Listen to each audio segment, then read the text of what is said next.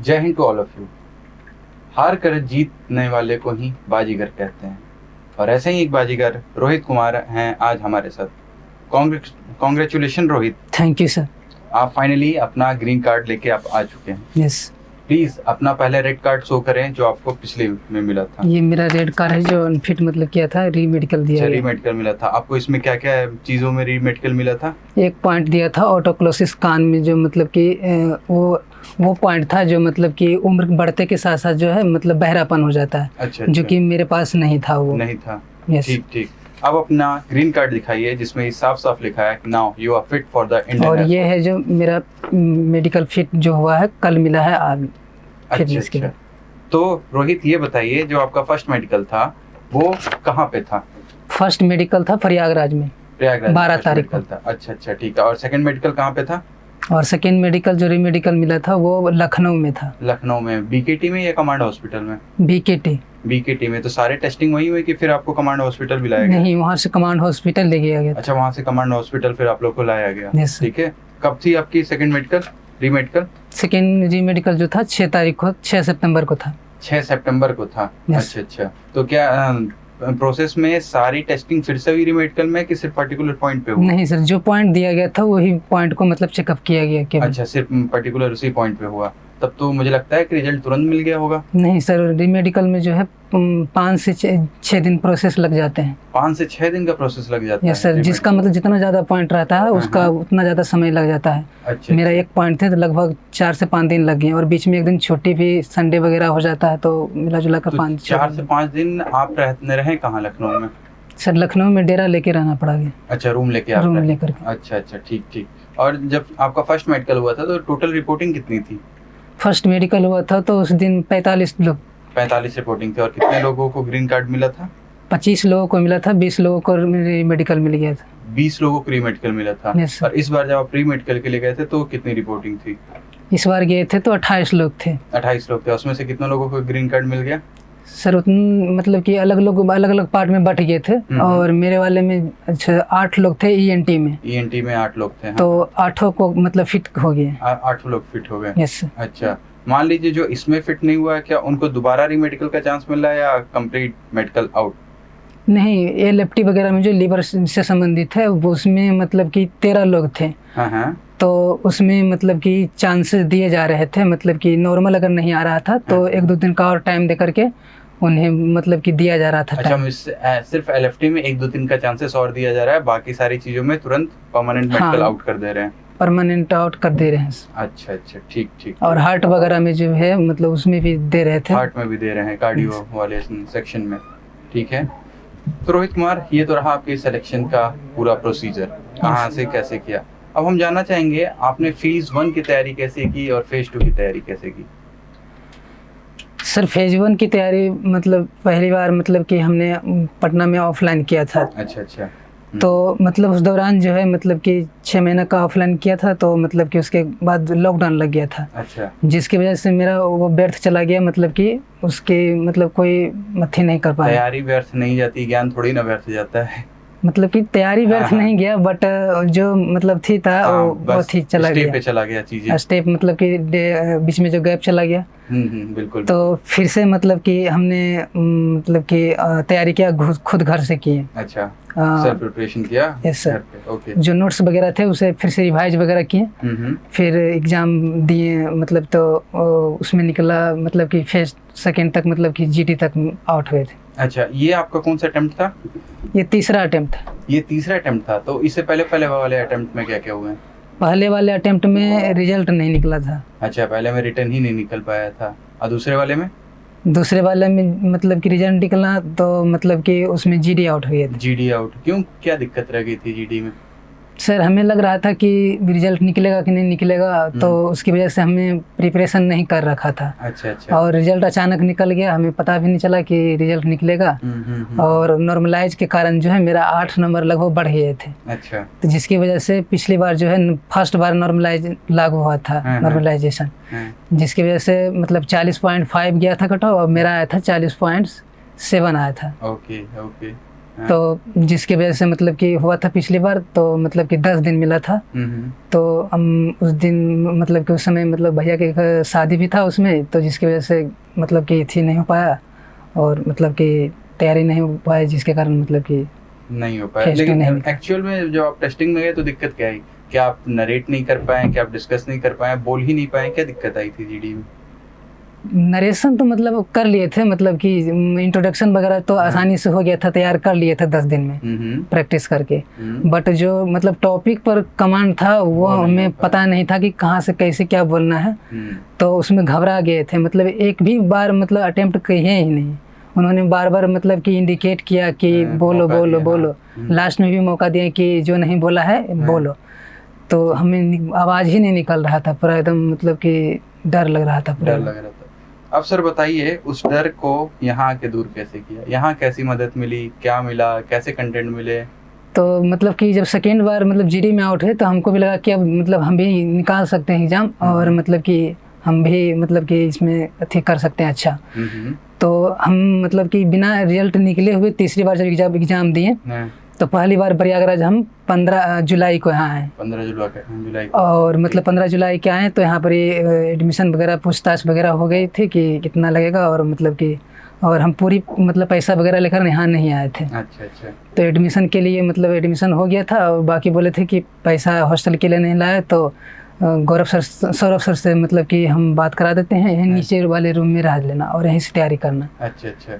मतलब बोले थे कि नहीं अगर लाए हो तो फिर घर से मतलब थी प्रेशर वगैरह आने लगा कि अभी रिजल्ट भी नहीं निकला, तुम लोग चले गए हो, मतलब कि रिजल्ट निकलता तब जाते। तो हम निराश होकर मतलब कि लौट रहे थे। तो प्रयागराज जंक्शन पर मतलब हम वहाँ पर रुके, 4 बजे मेरा गाड़ी था, और वहीं मतलब मैंने मोबाइल को चार्ज में लगा दिया। तो फिर मतलब कि 3:50 में मैसेज आया, और हम मोबाइल खोलकर मतलब बैग में रख करके हम स्टेशन प्लेटफॉर्म पर जाने वाले थे कि अब गाड़ी आएगी तो जाएंगे। तो 3:50 में मेरा मैसेज आया कि एयरफोर्स का रिजल्ट आउट हो गया। तो यस 3:50 पे आ गया, 4 बजे आपकी ट्रेन है। Yes sir. तो मतलब आ गया, तो हमने देखा कि रिजल्ट आउट हो गया, तो मैंने रिजल्ट देखा तो 46 मार्क्स थे, तो मतलब क्वालिफाई हो गए थे। तो घर में खुशखबरी सुनाए, तो बोले कि ठीक है तुम वहाँ रहकर तैयारी करो, हम पैसा भेज देते हैं। अच्छा। तो फिर मतलब कि खुश हो गए थे थोड़ा सा, मतलब कि उसके बाद मतलब हम लोग फिर यहाँ चले आए कोचिंग में। फिर सौरभ सर मिले कि कहाँ चले गए थे, मतलब कि हम तुमको तो बोले दें कि नीचे रहना है, हड़बड़ाना नहीं है। उसके बाद बोले कि सर थोड़ा सा मतलब कि डाउट था कि होगा कि नहीं होगा, घर से भी दबाव था कि होगा कि नहीं। बोले कितना मार्क्स है? तो बोले कि सर 46 मार्क्स। तो 46 में भी तुम डाउट में थे, तो इससे नीचे वाले क्या करेंगे? तो फिर बोले कि जाओ बेटा हो जाएगा, मतलब कि तैयारी करो बढ़िया से। उसके बाद आशीर्वाद भी करा दिए। उसके बाद बोले कि जाओ तैयारी करो, अगर नहीं मतलब कि रूम के लिए पैसा लाया तो नीचे रहकर तैयारी करो। लेकिन फिर घर से भेज दिए थे पैसा, तो हमने वहाँ फिर लौदर रोड में जो है वहाँ पर अच्छा हॉस्टल मिल गया। ठीक। फिर वहाँ से रहकर तैयारी होने लगी। क्लासेस कैसे चल रहे थे यहाँ पे, क्या काम? यहाँ आने के बाद मतलब कि फर्स्ट दिन तो कुछ पता नहीं चला कि क्या कैसे क्या हो रहा है, मतलब इंट्रोडक्शन वगैरह हुआ 2-3-5 दिन इंट्रोडक्शन वगैरह। और वो ज़रूरी भी था, क्योंकि मतलब बच्चे जो है मतलब एक अचानक मतलब एकाएक मतलब सही थी पर नहीं नाच। तो हम लोगों को दो का ग्रुप बना करके, कभी 4 का ग्रुप बना करके मतलब इंट्रोडक्शन कराया जाता था, मतलब कि ताकि बच्चा मतलब बोलने में कॉन्फिडेंट, बोलना तो सीख जाए, बोलना तो खुले, इसका जो भड़ा। तो उसी तरह से मतलब कि 5-6 दिन लगातार चलता रहा, मतलब कि उसी जारी रहा। उसके बाद फिर टीचर वगैरह आए, उसके बाद मतलब कि होमवर्क वगैरह देते थे कि पेपर न्यूज़ वगैरह पढ़ो। और उसके बाद मतलब होमवर्क देते थे कि 3-4 टॉपिक मतलब जो है घर से तैयारी करके आओ। और एक यहाँ मतलब एक नया टॉपिक देते थे। अच्छा। जो कि पढ़ा हुआ नहीं रहता था। और वो टॉपिक देते थे, और मतलब उसमें देखते थे कि किसमें कैसा बच्चा जो है मतलब कि कैसा परफॉर्म करता है। अच्छा। और उस टॉपिक वही कराते थे जो हम लोग घर से करके आते थे, उस लोग उसमें भी कराते थे। और इसी तरह से 3-4 बार एक दिन में मतलब कि 2 का ग्रुप में, 4 के ग्रुप में, 8 के ग्रुप में, 12 के ग्रुप में करवाते थे, ताकि मतलब कि कॉन्फिडेंस लेवल जो है थोड़ा सा बढ़े बच्चे। बिल्कुल। क्योंकि अचानक मतलब 16-17 के रूप में बैठते हैं, तो हम मतलब कि कभी कभी बोल भी नहीं पाते हैं, कि चांस नहीं मिलता है तो कभी बोल नहीं पाते हैं। और डर भी बना रहता है। सही तो इस तरह से हेजिटेशन जो है मतलब कि यहाँ का मतलब 2 के ग्रुप में, 3 के ग्रुप में, 4 के ग्रुप में मतलब धीरे धीरे करके मतलब कि फाइनली मतलब कि हम लोगों को तैयार किया गया। अच्छा अच्छा, बिल्कुल। मतलब एक तो एक समय पे ही आपके कंटेंट पे काम किया जा रहा था, जो टॉपिक बताए जाते Yes, थे sir. और घर से भी तैयार करवाए जाते थे, और एक समय अचानक मान लीजिए आप जो पढ़ के गए हैं वो नहीं आया आपके सिलेक्शन सेंटर पे, तो आप कैसे रिएक्ट करेंगे? उसलिए एक नया टॉपिक हर रोज दिया यस जाता सर, था, प्रत्येक दिन दिया जाता था। प्रत्येक दिन दिया जाता है। चलिए, ये तो बहुत अच्छी बात है। फाइनली वो कहते हैं ना कि अगर आप किसी चीज़ को शिद्दत से चाहें तो हर कोई आपको उससे मिलाने की कोशिश करता है।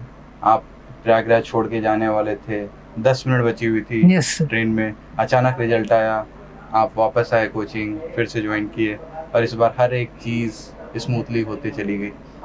हाँ, मतलब था, ऊपर वाले का हाथ आप पे। बिल्कुल सर, यहाँ रुकना था, हमें यहाँ तैयारी करना था, तो मतलब कि ऊपर वाले ने हमें रोक दिया। हाँ, लेकिन एट द सेम टाइम आपने मेहनत भी उस लेवल की यस, एक बार गिरना, 2 बार गिरना, लेकिन गिर के रुकना नहीं, वो मंजिल तक पहुंचना है ना? यस।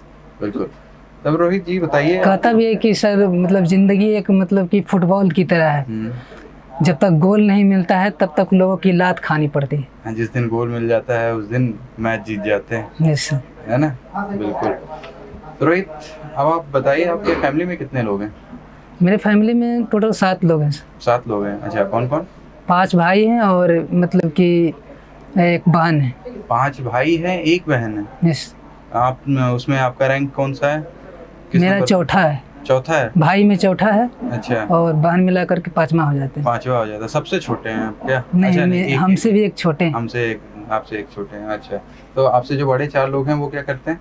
एक मतलब कि बड़े भैया जो है वो मतलब कि जॉब कर रहे हैं अभी। अच्छा, प्राइवेट की गवर्नमेंट? गवर्नमेंट जॉब, आर्मी में है। आर्मी में है? MES। MES में है। अच्छा अच्छा, मिलिट्री इंजीनियरिंग सर्विसेज। ओके, ठीक है।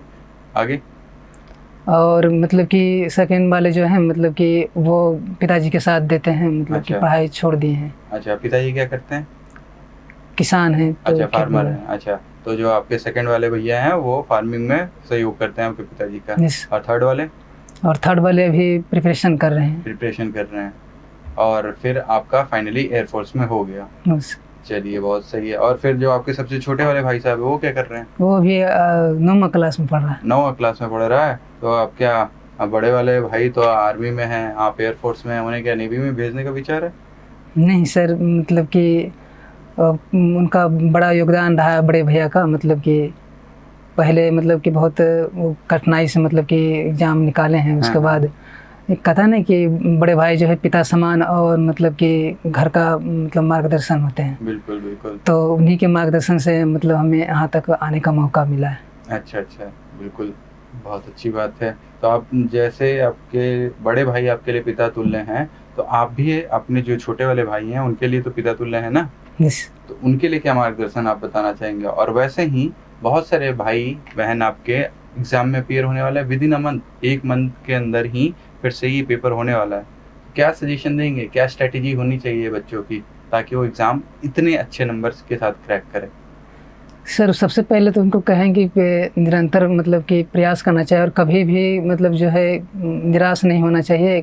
हम लोग का जब मॉक टेस्ट देते थे सर, तो मतलब कि कभी भी 50 नंबर से ऊपर गया ही नहीं है। अच्छा। और हमारे जो मॉक टेस्ट के जो है मतलब कि भैया मतलब कि स्क्रीनशॉट मार के मतलब देखने भेजते थे, और वो देखते थे मतलब कि कितना नंबर आता है, और मतलब बताते थे कि कहाँ पर गलती कहते हो, और बताते भी थे कि किस तरह से मतलब कि करो तो अच्छा नंबर बढ़ेगा। बिल्कुल बिल्कुल। फिर भी मतलब कि 50 नंबर से कभी गया नहीं, कभी कभी तो मतलब कि 70 नंबर में कभी कभी 3 नंबर भी आए हैं। 3 नंबर भी आए? Yes sir.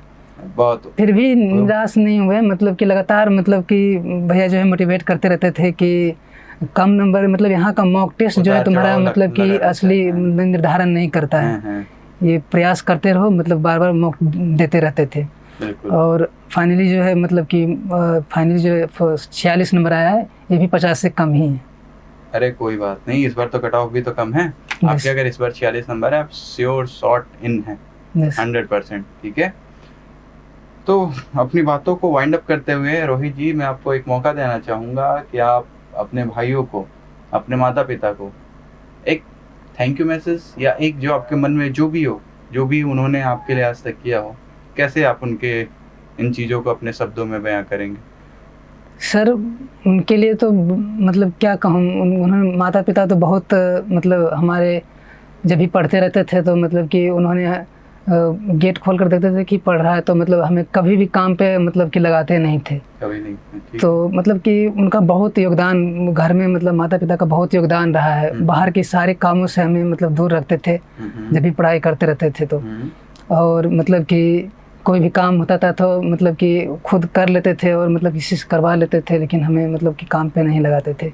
इसलिए उन लोगों के संदेश देना चाहता हूँ जो मतलब कि कहते हैं कि माता पिता गरीब हैं तो हम मतलब कुछ नहीं कर पाएंगे, नहीं दे पाएंगे। आप उनके लिए ये संदेश देना चाहते हैं कि माता पिता की इस चीज़ से फ़र्क नहीं पड़ता कि उनकी इनकम कितनी है, इस चीज़ से फ़र्क पड़ता है वो कितने सपोर्टिव हैं, और जो कि आपके माता पिता बहुत थे। हर एक माता पिता चाहता है कि उनका बच्चा सक्सेस पाए, उसके लिए वो जितना एफर्ट कर सकते हैं वो करते हैं। अब सर डिपेंड करता है आप पे, क्या आपकी प्रिपरेशन सही चल रही है, क्या आप अपने प्रति ईमानदार हैं, क्या प्रैक्टिस सही कर रहे हैं, मॉक टेस्ट लगा रहे हैं, क्या वो सारी चीज़ों को कवर अप कर रहे हैं, तभी जाके सिलेक्शन मिलेगा, जैसे कि रोहित कुमार को मिला है ना रोहित?